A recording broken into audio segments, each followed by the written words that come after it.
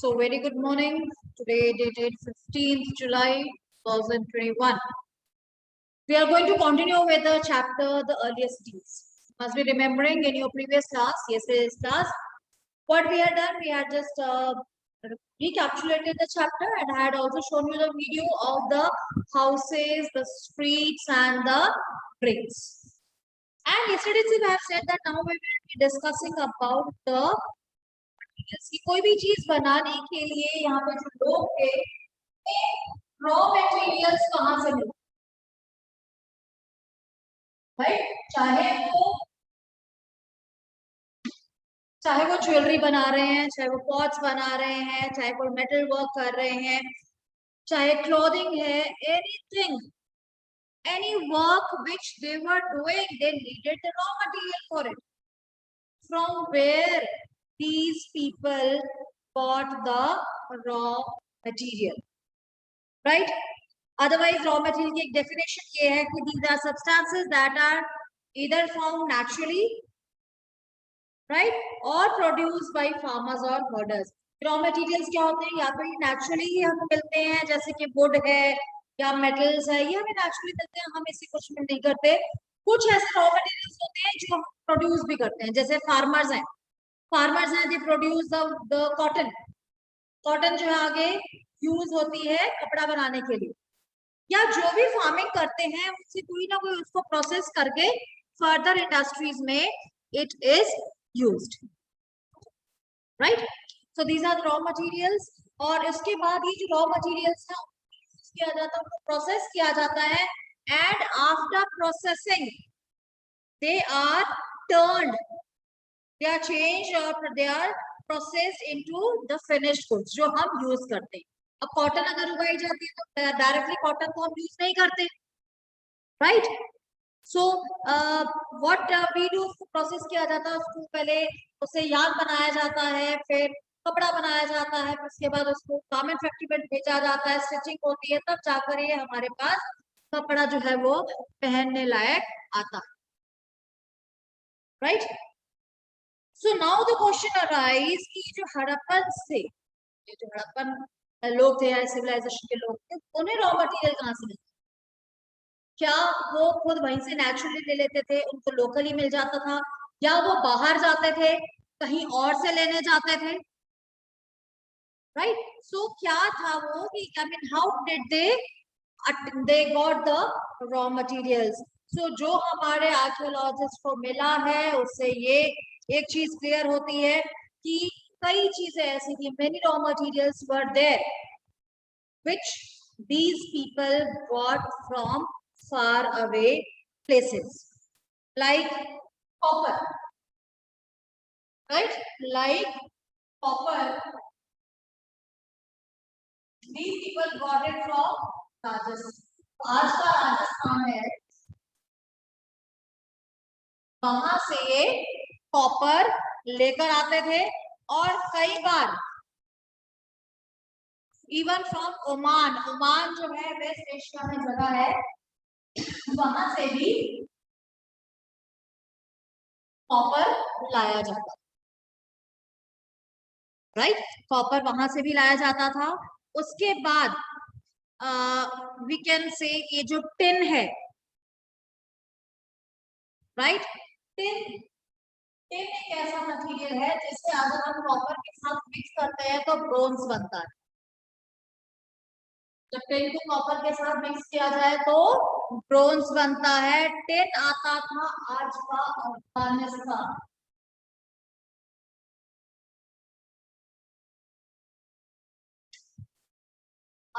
Afghanistan, right.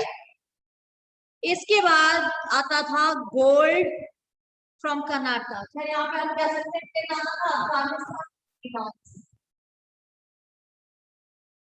Gold from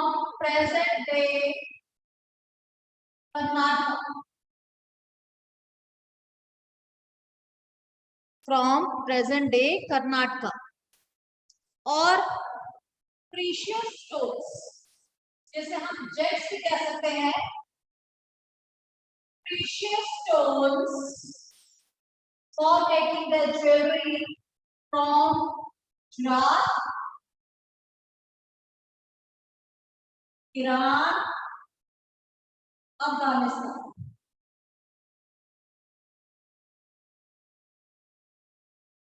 Right? Precious stones from Gujarat, Iran and Afghanistan. यहाँ से आता था. तो we have seen कि कितने दूर दूर से these people used to get the raw materials. उन raw materials को ये लोग process करते थे और process करने के बाद that was used by or that was I mean the form was changed and that was used by the people. Right? Now, how did they get their food? How did they raw materials? Right? Now, how or where did they get the food? Food कहाँ से आता था, कैसे आता था, क्या खाते थे? Right? So, many people, हमने already पढ़ा कि cities developed थी, so many people they used to live in the cities.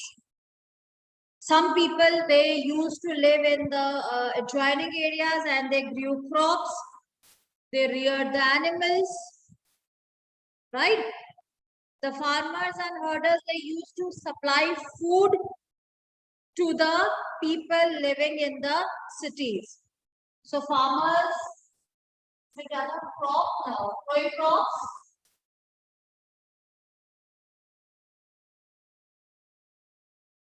Herding, right?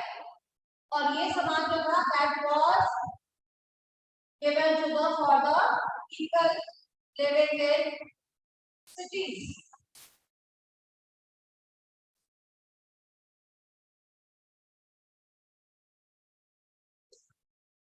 People living in cities, right? उन्हें ये सप्लाई किया जाता था. Farmers इसको उगाते थे. Farmers they used to grow crops and that they used to supply. They used to supply it to the neighboring or the people who are living in the cities. And what type of crops were grown? कौन सी type की जो crops थी वो उगाई जाती थी? Wheat, rice, barley,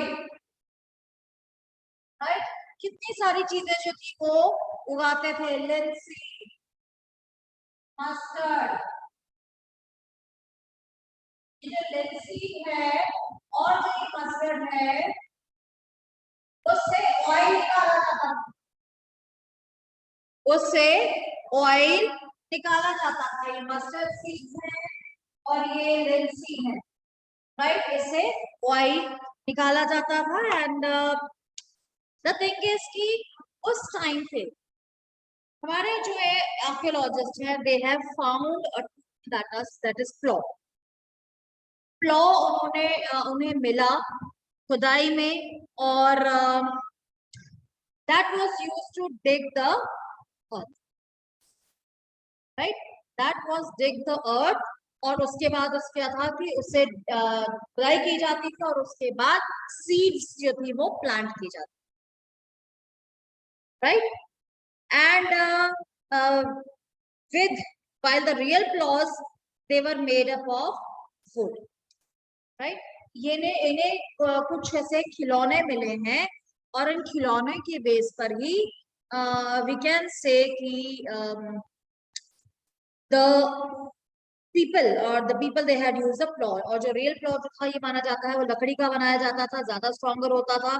और जो रियल प्लो है वो तो नहीं मिला आर्कियोलॉजिस्ट को, हमें खिलौने मिले हैं जिससे फिर ये जो किया गया कि ये प्लो जो था इससे खेती की जाती, राइट?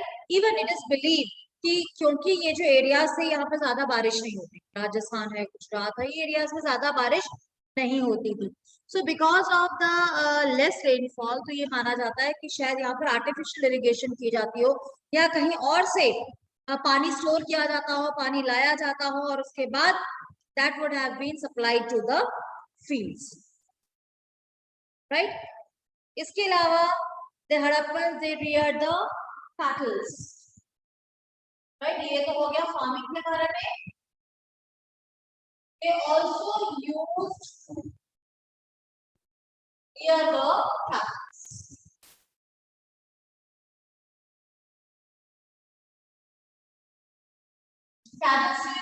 उससे क्या होता था, इन्हें मिल्क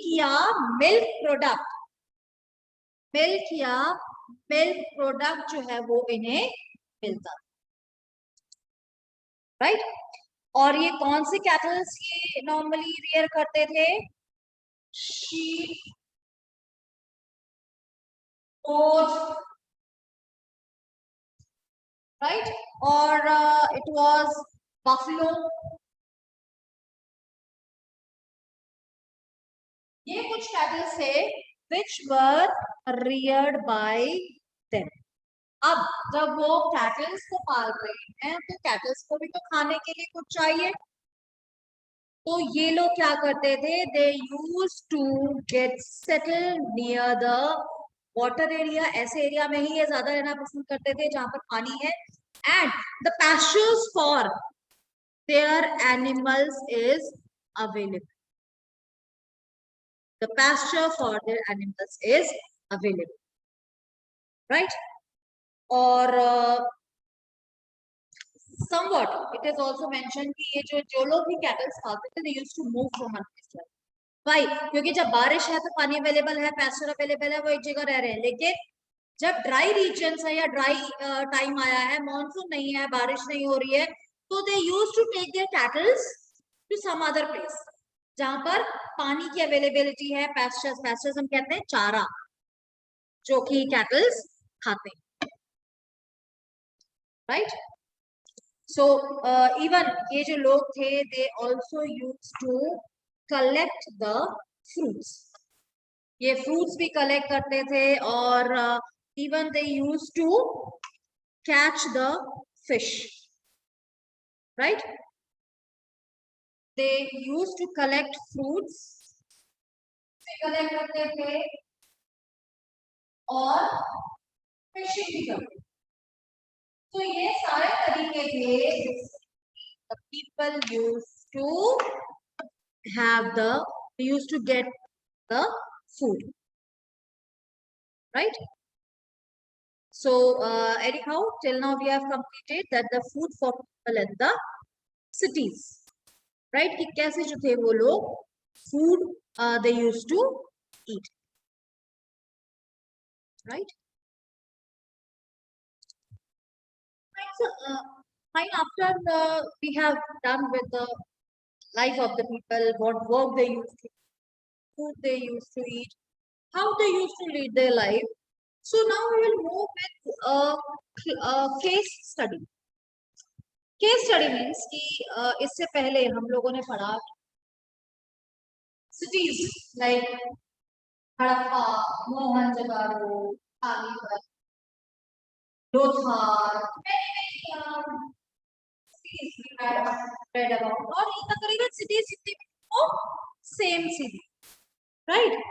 इसमें एक सिटी ऐसी है जो थोड़ी सी डिफरेंट है, right.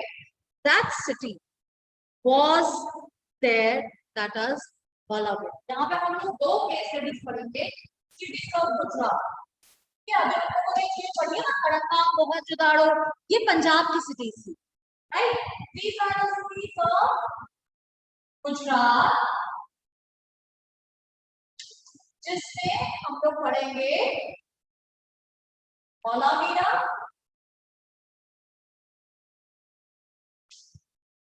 and second one Lothal. ये दो सिटीज जो है ये हम कवर करेंगे under the cities of Gujarat, right. अब ये जो धौलावीरा है, इसकी लोकेशन क्या है? It is located in the Rann of Kutch, Gujarat में है, ये कोस्टल एरिया है। डिफरेंस क्या है बेसिकली कि जितनी जब हमने हड़प्पन सिटीज पढ़ी, those Harappan cities were divided in two parts.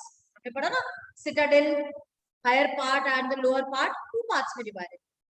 लेकिन धौलावीरा जो है, that was divided into three parts. That was divided into three parts, right?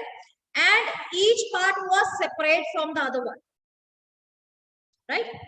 हर एक पार्ट अलग था, हर एक पार्ट था उसके आसपास वॉल्स थी, स्टोन वॉल्स थी, और एक गेट था, एंट्रेंस गेट, राइट? इसके अलावा one more open area used to be there where the celebrations or the ceremonies that used to be there. It means where the people used to gather and they used to have their ceremonies, they used to have their festivals and so on. So that was an open area there, right? And यहाँ पर धौलावीरा में एक और चीज जो है which was found was that other finds include large letters of Harappan script that were carved out of white stone, right? White stone में carve की हुई हड़प्पन letters मिली हैं, right? And even wood के ऊपर भी, wood पे भी inlay work जो है that has been done. इसके अलावा छोटी छोटी सील्स हैं, समझ जाता है, क्ले टैबलेट्स होती हैं जो, उसके ऊपर भी हड़प्पन सिटीज या हड़प्पन जो लैंग्वेज है that has been found, right? As far as Lothal is concerned, that we will cover in your tomorrow's class.